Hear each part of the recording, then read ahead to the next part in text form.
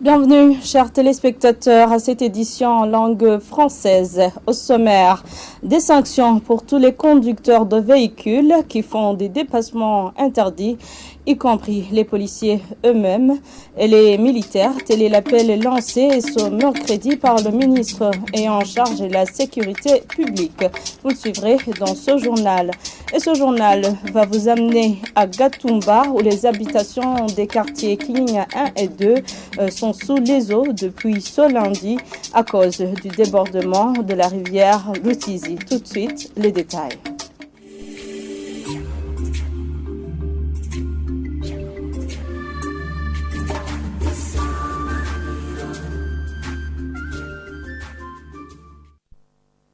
Bienvenue encore une fois. Nous débutons ce journal avec des excuses. En date du 22 février 2022, une erreur technique s'est glissée dans le journal Kirundi de la télévision Isanganiro lors du passage plutôt de l'extrait d'interview du président du CNL, l'honorable Agathon Rwasa. Il est apparu un titrage du Premier ministre Alain-Guillaume Bunyoni. La télévision Isanganiro déplore cet incident et réitère son engagement à promouvoir la paix, la cohésion sociale et le développement. Dans ce même ordre d'idées, la radio-télévision Isanganiro, par le biais de son directeur, s'excuse de son erreur sur le nom et le titre du Premier ministre Alain-Guillaume Bunyoni, apparu lors de l'intervention de l'honorable Agathon Rwasa dans le journal télévisé en langue nationale de ce 22 février. Silver Akarutimana annonce que cela est survenu à cause d'une erreur technique, tout en réitérant ses excuses aux concernés par cet incident. Suivez-le. Les téléspectateurs qui ont vu le journal du 22 février, c'était avant-hier, ont constaté certainement une erreur technique, une erreur qui collait le nom et la fonction à une personne qui n'était pas la personne qu'on voyait à l'image. Cette personne-là, c'est l'honorable Agathon Rwasa, le président du parti CNL, à qui on avait dit qu'il s'appelle Alain-Guillaume Bunyoni, le Premier ministre. Tout le monde sait que le président du CNL n'est pas le Premier ministre, ce qui dénote bien entendu une erreur. Directement, nous n'avons pas constaté qu'il y avait une erreur. On l'a constaté parce qu'il y a eu des feedbacks de la part de ceux qui nous suivent, qui suivent notre journal. Et le lendemain, nous avons pris des mesures juste pour rectifier ce qui s'était passé la veille. Nous avons retiré le journal de tous les canaux de communication d'Isanganiro. Deuxième chose, nous avons décidé d'écrire une lettre à présenter au Conseil national de la communication avec des copies aux concernés pour présenter nos excuses. Troisième chose, nous avons décidé de publier un tweet parce que nous savons que le tweet a un grand impact. Il atteint beaucoup de monde en peu de temps pour dire qu'il y a eu une erreur effectivement. Nous avons aussi décidé de reprendre les éléments à travers lesquels les deux intervenants, j'allais dire, son Excellence le Premier ministre et l'honorable Agathon Rwasa, et qui ont intervenu dans le même journal parce qu'il y avait deux éléments les concernant pour qu'on puisse corriger ce qu'il faut corriger. Nous présentons nos excuses encore une fois et nous leur disons que nous sommes désolés de cette erreur qui n'a pas eu lieu à cause de notre propre volonté. Les gens qui savent manipuler les appareils techniques savent que des erreurs pareilles peuvent arriver. Je voudrais encore une fois réitérer notre engagement à œuvrer pour la paix, la stabilité de notre pays, le développement de notre pays, afin que tout le monde y contribue. La radio-télévision Isanganiro ne peut pas se dérober face à cette noble mission. Je vous le disais en titre, le ministre ayant en charge de la sécurité publique appelle la police de roulage à sanctionner tous les conducteurs de véhicules qui font des dépassements interdits, y compris les policiers eux-mêmes et les militaires. Lors de la réunion de ce mercredi sur la sécurité routière, il a été constaté que ces dépassements interdits occasionnent pas mal d'accidents. Suivez le ministre Gervais Ndirakobucha.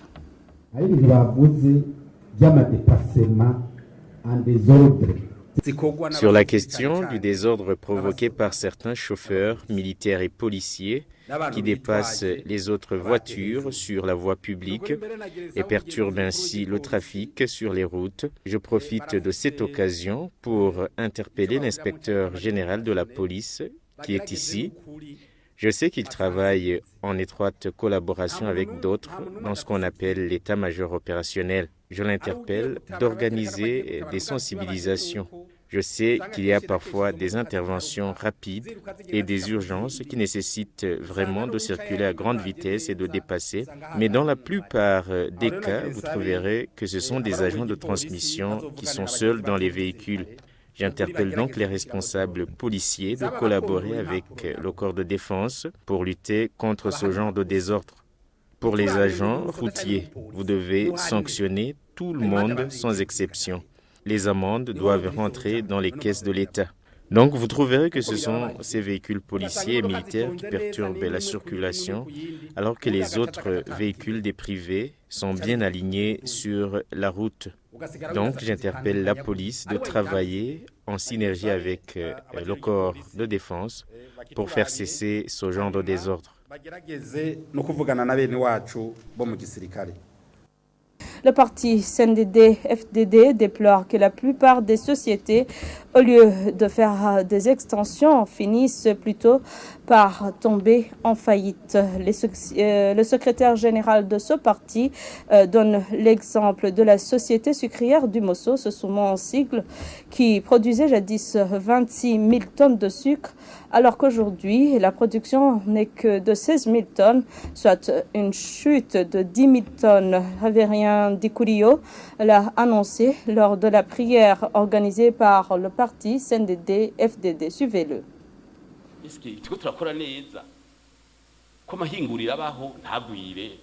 Est-ce que vraiment nous sommes en train de bien travailler? Je me demande pourquoi les sociétés ne se développent pas et celles qui existent encore, là, elles sont au bord de la faillite.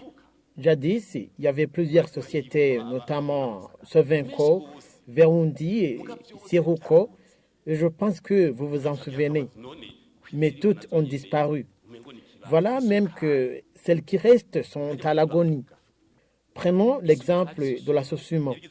Il y a quelques années, où la Sosumo produisait 26 000 tonnes, et aujourd'hui, c'est à peine qu'elle produit 16 000 tonnes. C'est soit une chute de 10 000 tonnes. Et comment en est-on arrivé là-bas? Donc, au lieu d'aller vers l'avant, c'est plutôt le recul. C'est la marche en arrière. C'est comme les êtres humains. Ces sociétés vieillissent et finissent par mourir.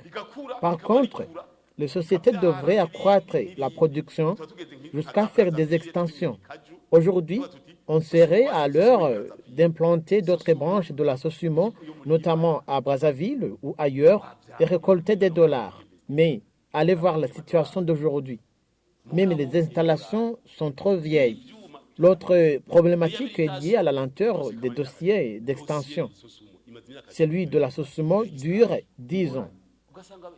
Les responsables ont une bonne vision de réhabilitation, mais de l'autre côté, il y a la lenteur.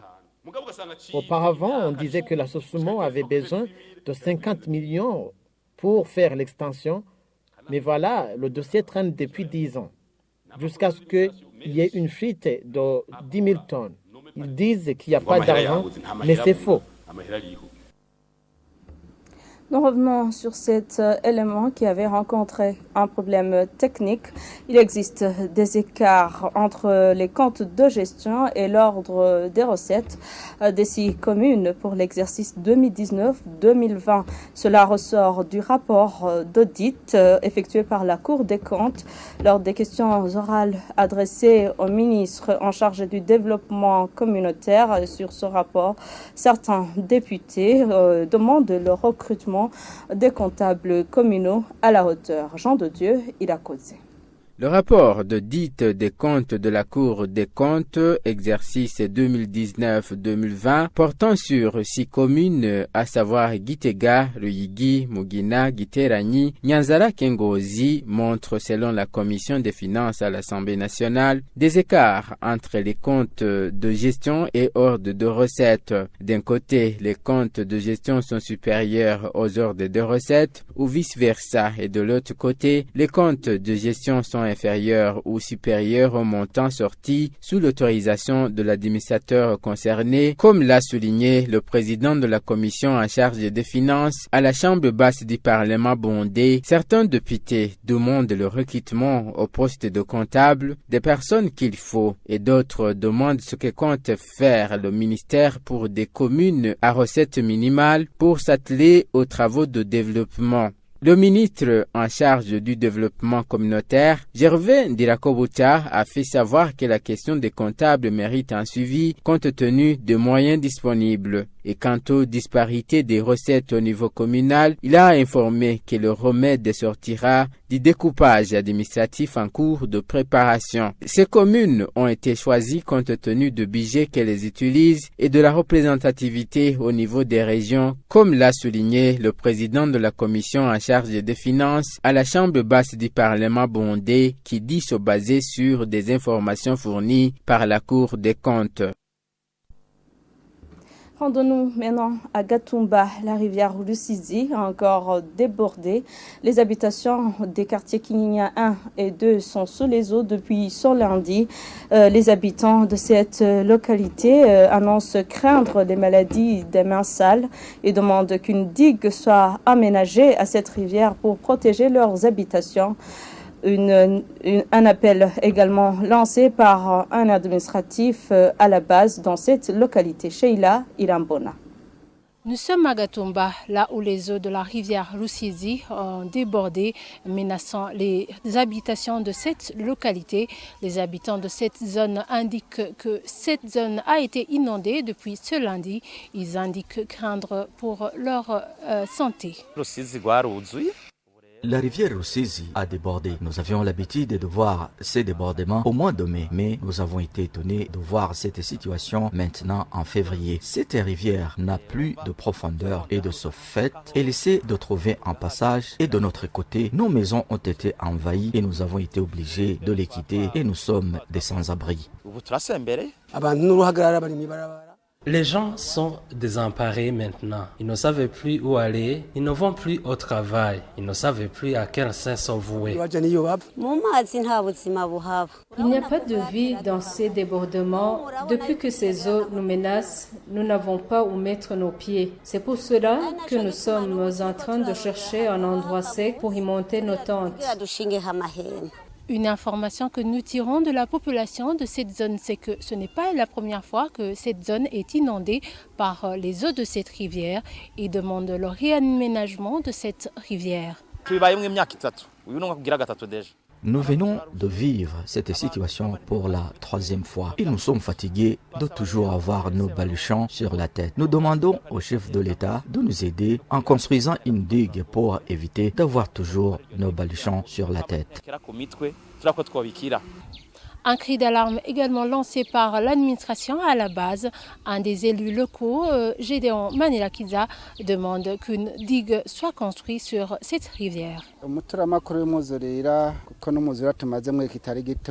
La solution durable est que les responsables viennent construire une digue sur la rivière Rusizi pour bloquer cette eau. Comme ça, ceux qui ont perdu leurs parcelles pourront les récupérer, car vous voyez que c'est vraiment pitoyable d'avoir toujours un balchot sur la tête. Plus de 100 ménages ont été détruits par les eaux de cette rivière. Une information que nous tirons de l'administration à la base de Kinyinya 2.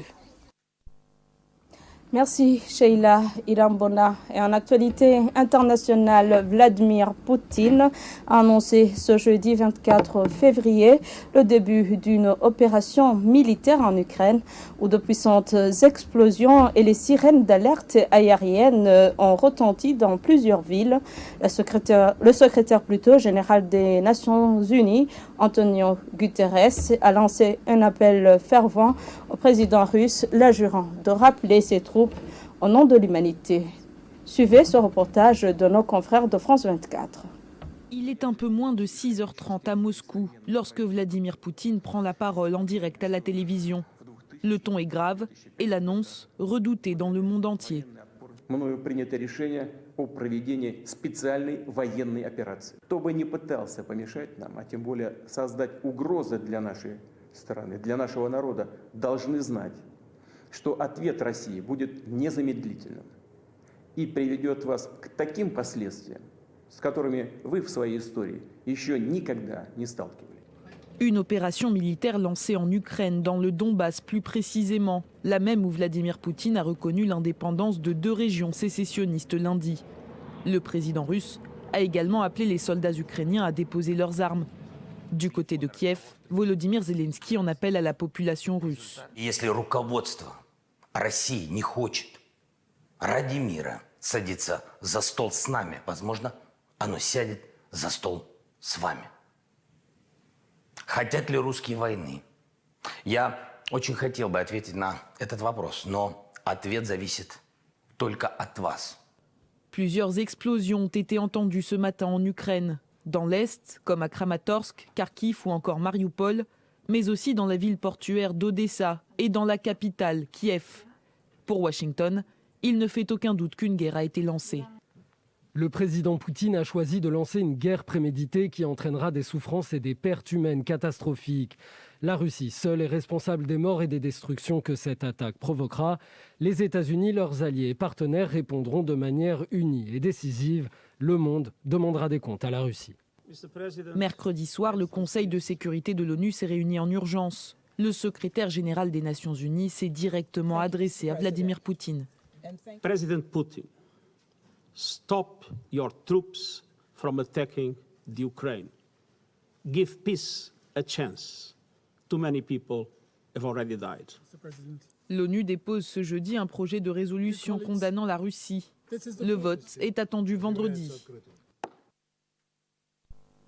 Voilà, c'est par ici que prend fin ce journal.